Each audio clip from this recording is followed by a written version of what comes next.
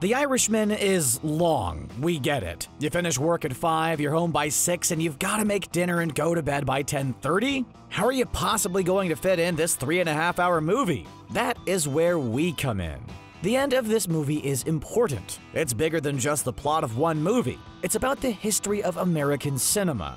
So today, we'll be explaining exactly what happens and why in the end of Martin Scorsese's career-crowning epic. Welcome back to The Binger.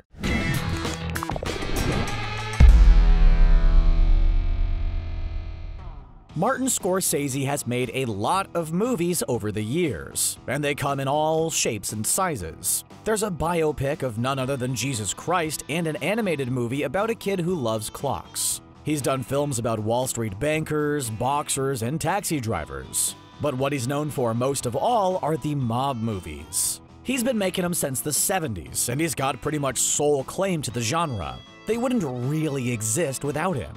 That is why the ending of The Irishman is so important. It's about so much more than the ending of just one movie.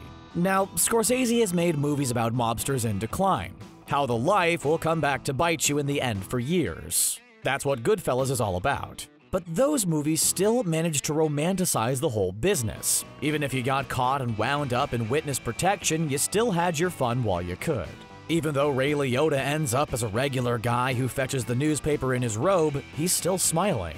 Robert De Niro, who was already playing the old guy in 1995, 25 years ago, says at the end of Casino, "And why mess up a good thing?" And that's that. If you haven't seen these movies, it may be hard to understand why people are so excited about the criminals in The Irishman being old and sad. But it's not just about the characters themselves. It's about Scorsese's movies and American movies in general, how they're changing. In The Irishman, the holy trinity of mob movie actors Al Pacino, Joe Pesci, and Robert De Niro have come together under the direction of Martin Scorsese to put the mob movie to bed once and for all. But for about 2/3 of the movie, The Irishman is not all that different from any other mob movie. There's a lot of narration, a lot of names to remember, and a lot of people getting whacked. The first clue we get that this movie will be different is when Scorsese brings back a classic mob movie trope, but gives it a little twist. When the characters are introduced and their names flash on screen, just like they did in Mean Streets from 1973, it's not just the character's name that's displayed. Underneath it is their cause of death. The whole film moves this way. The central event of it is Jimmy Hoffa's assassination, which, being a historical event, we already know it's gonna happen. We also know that Frank Sheeran, the main character of the movie, The Irishman himself, passed away in 2003. And his friends and colleagues almost all beat him to the grave. Martin Scorsese, Al Pacino, Joe Pesci, and Robert De Niro are all getting on in years. In the 70s, they depicted the same type of characters that are in The Irishman. Wise guys from the 70s, but back then they didn't need any fancy de-aging technology. They are of that era. The Irishman is their farewell to it. But back to Hoffa's assassination. What happens after he's sent to Australia? Well, first of all, Frank flies back in that little plane and Bill Buffalino gets married. But then the movie cuts to Frank at home with his family, the news of Jimmy Hoffa's disappearance playing on the news. As they all sit there watching it, Frank says, "I should call Joe." Everyone is noticeably surprised that he hasn't called, and his daughter Peggy asks him why. The question makes Frank obviously uncomfortable, and so he ignores it, gulping back his drink and going upstairs to call Joe. The moment represents a shift in his life and also a shift in the movie. Before this point, it sticks to the mob caper script. But after getting implicitly called out by his own kid, Frank starts to stutter and doubt himself. The movie slows way down, and the next 40 minutes are a painful account of a man aging, losing everyone around him and ending up alone in an old folks' home. But this moment also calls back to an earlier scene in the movie, when Peggy learns who her dad really is and what he does. When Frank comes home one night, Irene tells him, for some reason, that the guy at the grocery store had shoved Peggy. Frank is obviously not happy, so he turns around, grabs his daughter, and brings her back over to the store, where he proceeds to throw the guy out to the curb and stomp on his head over and over, right in front of his daughter. So it's understandable when, in his old age, his daughters don't want anything to do with him. Frank tries to go and visit Peggy at the bank where she works, but she gives him the cold shoulder. His other daughter, Dolores, agrees to talk to him, but it's not the happiest reunion. but she does explain to him that you have no idea what it was like for us. I mean, we couldn't go to you with a problem because of what you would do. We couldn't come to you for protection because of the terrible things that you would do. But Frank's decline at the end of the movie is about much more than being alienated from his kids. Although he doesn't get booked for disappearing Hoffa, he does end up in jail nonetheless. His mob friends, including Russell, end up there too, and it looks depressing. They can't get wine to dip their bread in, so they use grape juice. Russell, a shell of his former self, turns to religion while he's in the can, hoping to be absolved of his very long list of sins. When Frank sees him going to church, he looks incredulous, but Russell says, "Don't laugh, you'll see. Don't laugh." And it's true. Frank soon turns to religion in his final days, when he's living in a nursing home and has no one left but the priest who comes to visit. It's interesting to put this up against the first scene from Scorsese's first mob movie, Mean Streets. The first words spoken in that movie before the opening credits, before we even see anyone, are, "You don't make up for your sins in the church. You do it in the streets, and you do it at home. The rest is and you know it." But in The Irishman, Frank can't do that. In his old age, he's not only lost the streets, he's lost his home. His wife died of lung cancer not long after he was released from prison.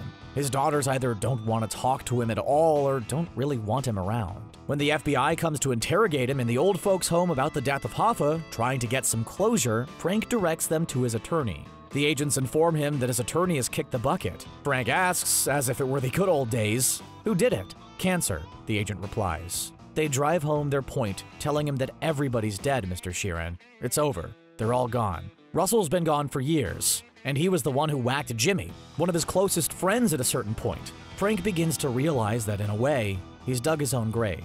Near the beginning of the movie, Frank remembers a scene from the war. He's forcing two German soldiers to dig their own grave, after which he shoots them while they're standing in it. Looking back to that scene from the end of the movie, it starts to look like a prophecy of Frank's mob life. Maybe of mob life in general. Because in this last half hour, where Frank is really old, he's slowly preparing for his own demise. He goes and buys himself a nice green coffin, from Action Bronson of all people, and goes to pick himself out a plot in a crypt. He picks number 1948. That's the same year he started working for Russell Bufalino. In other words, it's the year he started to dig his own grave. But at the end of his life, Frank is trying to understand. He starts consulting with a priest, just in case. And he talks to Bill Brandt. The whole movie is framed around an interview. The movie opens with the camera moving through the old folks' home as if through a person's point of view. It eventually settles on Frank, who begins to tell the story of how he painted houses. The movie is based on a book called I Heard You Paint Houses, where the author, Charles Brandt, interviewed the real-life Frank Sheeran near the end of his life. Although a lot of people doubt the accuracy of Sheeran's deathbed confession, there are probably parts that are true. Either way, that's not the point. The Irishman is a fictional movie, whatever it's based on.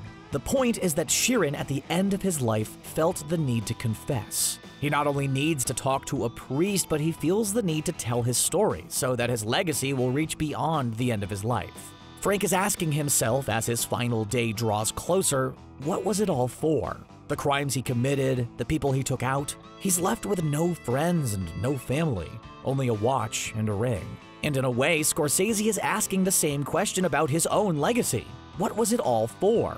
Why make all these movies about wise guys scheming to make money by selling drugs or fixing bets, taking each other all out in the process? But the best part is that the movie doesn't answer that question.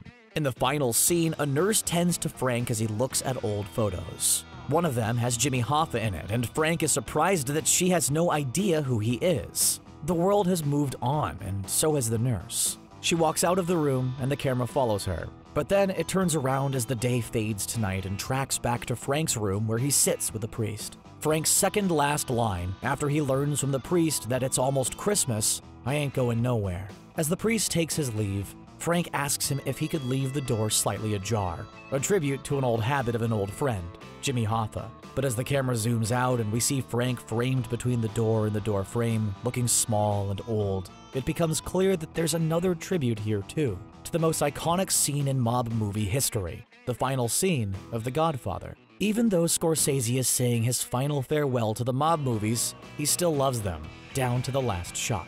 It's just like what Frank Sheeran says about being put in a crypt. You're dead, but it ain't that final. Was Robert De Niro worth all that de-aging CGI? Was the 3.5 hours worth the final send-off? Let us know what you think in the comments, and please subscribe to The Binger for more content. As always, thanks so much for watching.